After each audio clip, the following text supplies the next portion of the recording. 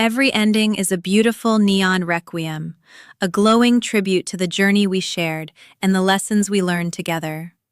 Join us as we close this chapter with cinematic style and prepare for the next revelation. Click subscribe now and witness the beauty of a perfect resolution. The lasagna I'd spent 3 hours making sat in the middle of the table, untouched, going cold. My brother-in-law had already pushed his plate to the side. My sister was on her phone. And my dad looked right at me across that table and said, loud enough for everyone to hear, "When are you going to stop mooching off your mother and actually do something with your life?" Everyone laughed. My mom covered her mouth like she was embarrassed, but she was smiling. My sister didn't even look up from her screen. I didn't say a word. I just sat there and felt my face go hot.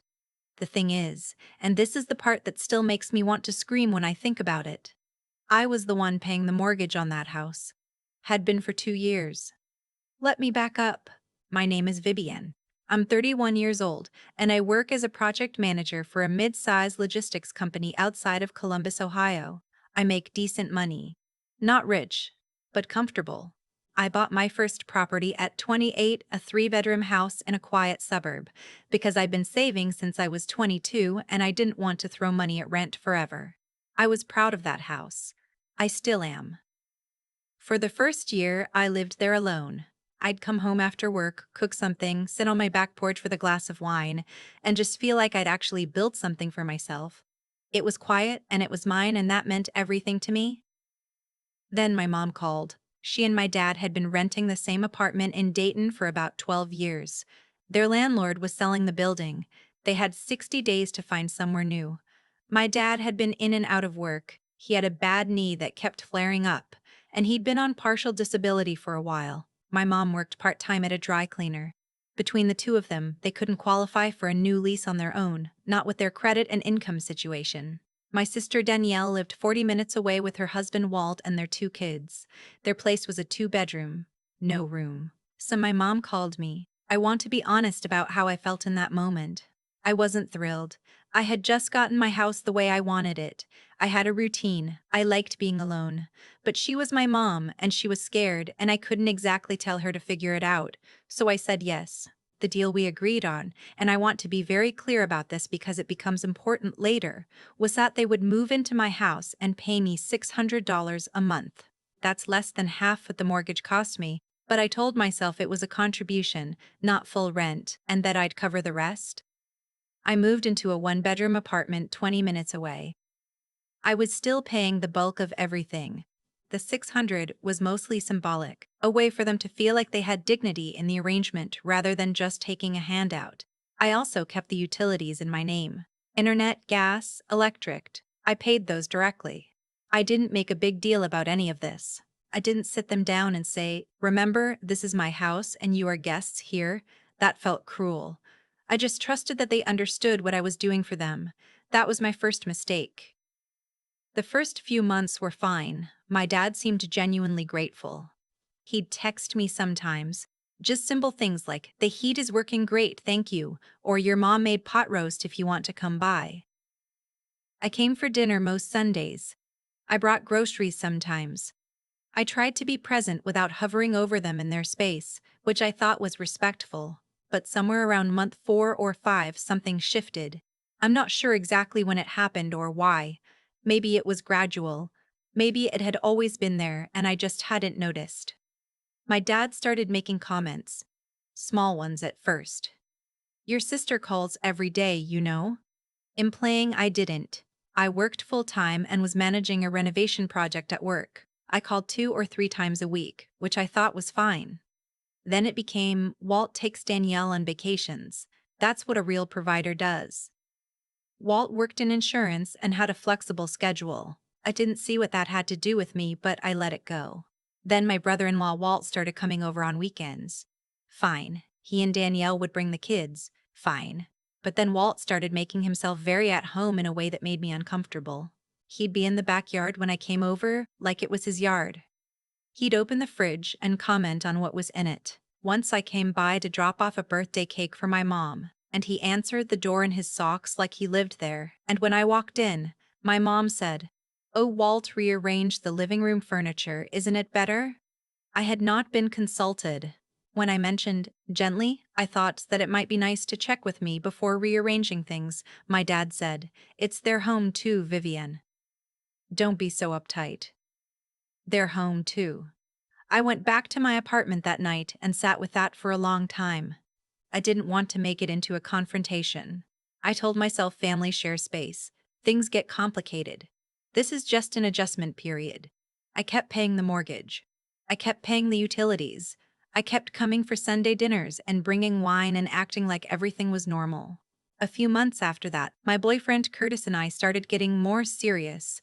We'd been dating for about a year. He was the first person I'd really trusted in a long time. Steady, thoughtful, the kind of person who actually listened when you talked. I told him about the situation with my parents, and he was patient about it. But after one Sunday dinner where my dad made a comment in front of him about how I still hadn't figured out what I wanted in life, Curtis looked at me on the drive home and said, "Does your family know you own that house?" I told him yes. Of course they knew. He was quiet for a second. Then he said, "I'm not sure they do." I thought about that for a week. I decided he was being uncharitable. My parents weren't like that. They were just, they had their own way of showing appreciation. Not everyone was expressive. I knew deep down that they understood what I'd done for them. Thanksgiving that year, I decided to go all out. I drove to Whole Foods on the Wednesday before and spent almost $200 on groceries. I made the turkey, homemade gravy, 2 kinds of pie. I got to the house early to start cooking. Walt and Danielle brought a store-bought veggie tray and a case of beer. Dinner started fine. The kids were running around, the game was on. My mom said the turkey was the best she'd ever had, and I felt warm about that. I thought, okay, this is good. This is what family is supposed to feel like. Then my dad, halfway through his second beer, looked across the table at me and said it. "So Vivienne, when are you going to stop mooching off your mother and actually do something with your life?" There was a half-second of silence, and then Walt laughed, and then Danielle laughed, and my mom covered her mouth with her hand. But she was smiling, she was definitely smiling.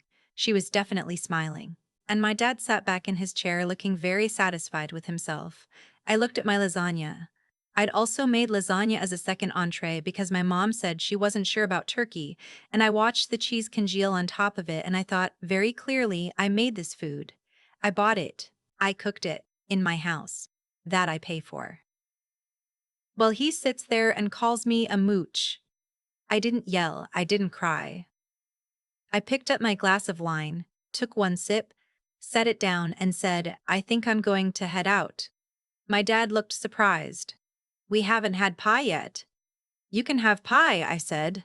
"I'll see you guys later." I got my coat, I hugged my mom who seemed confused. I nodded at Walt and Danielle, and I left. I sat in my car in the driveway for about 4 minutes. I could see the kitchen light through the window. I could hear the game on inside. Nobody came out to check on me. I drove home. Curtis called me about an hour after I got back. I told him what happened. He didn't say "I told you so," which I appreciated. He just said, "What do you want to do?" And for the first time, I let myself really think about it rather than immediately defaulting to keeping the peace. What I wanted to do was nothing dramatic. I didn't want to throw them out. I didn't want to blow up my family. I just wanted, for once, to be seen. To have them understand that what I was doing for them was real and that it had cost me something and that it deserved at least a basic level of respect. So I started with something small. I called my mom the Monday after Thanksgiving and said I needed to have a conversation about the house. She seemed nervous. I explained as calmly as I could that I was happy to continue the arrangement, but that I needed the household to feel like my space was being respected. No more rearranging furniture without asking. No more of Walt treating the backyard like it was his. No more comments from Dad about my life choices when I was the one making their current life possible. My mom said she'd talk to Dad. The conversation apparently did not go well. My dad called me that night and told me I was being dramatic and that he and my mom had given up a lot to accommodate this arrangement. I asked what exactly they'd given up. He said their privacy, their independence, having to live in someone else's house. I said, "I understand that's hard, but it is my house." He said I was being selfish and hung up. I sat with the phone in my hand for a long time after that. I'd like to say I responded immediately and decisively. I didn't. I went quiet. I avoided calling for a few days.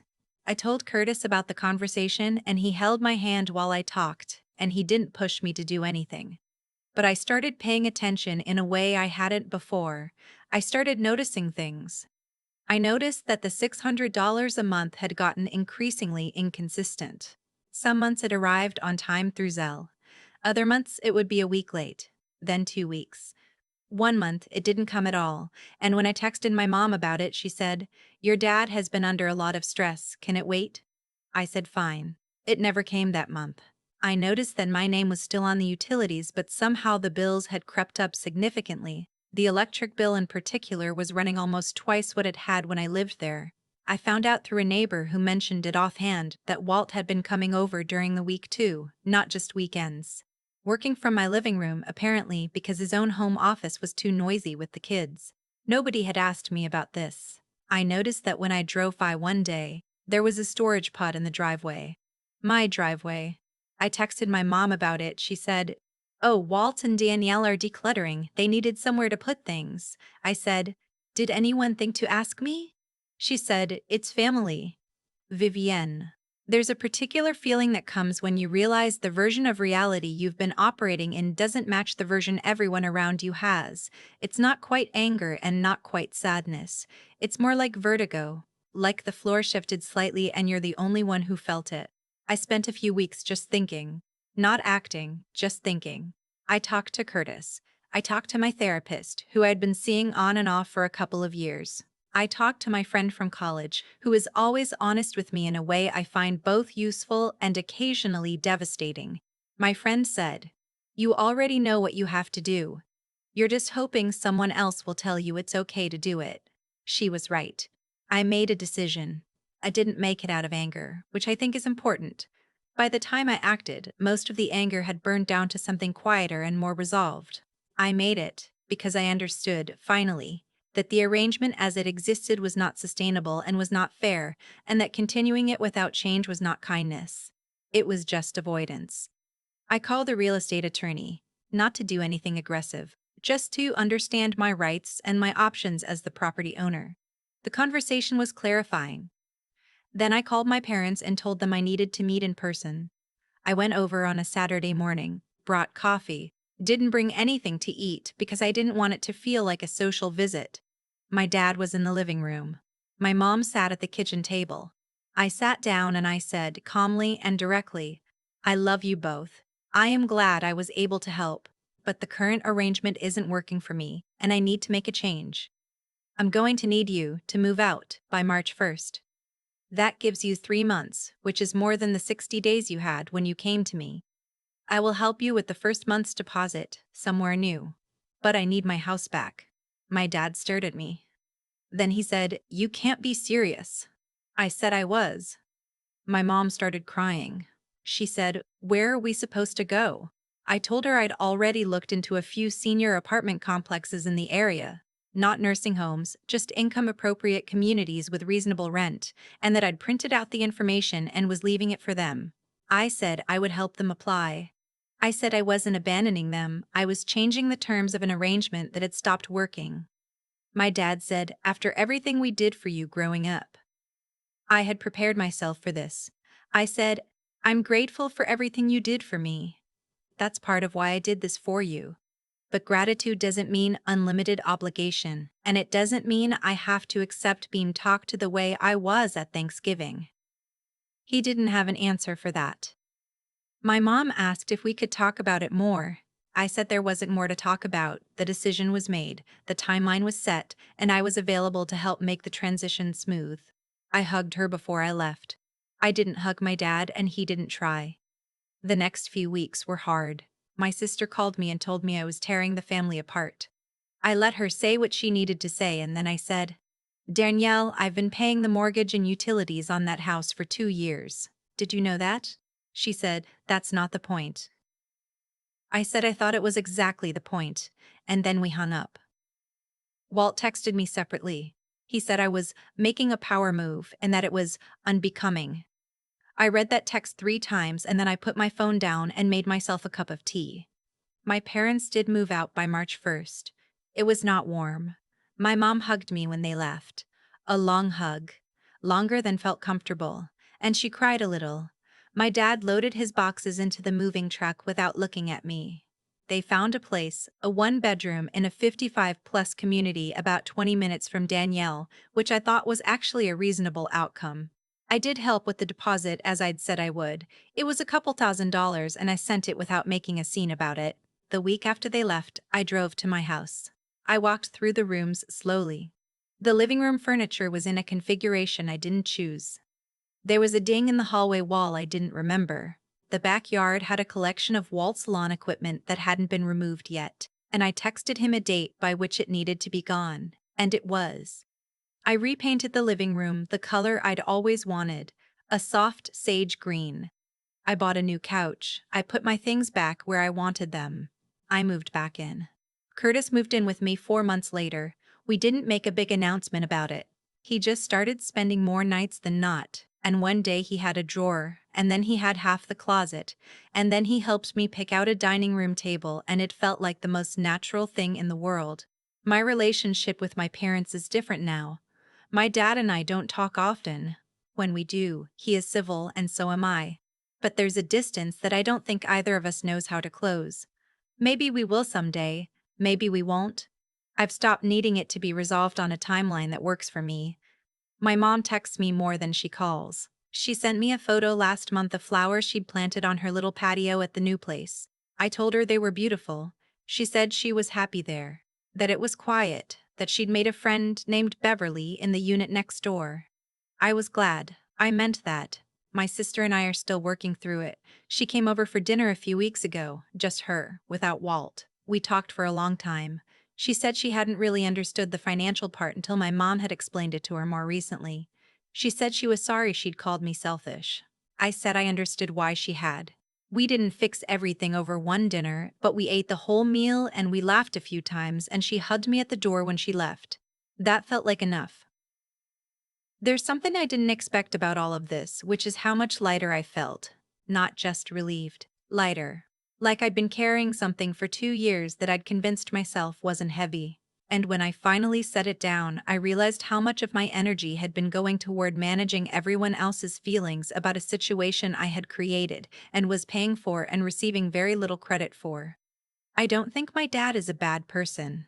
I think he's a proud man who found himself in a humbling situation and handled it badly.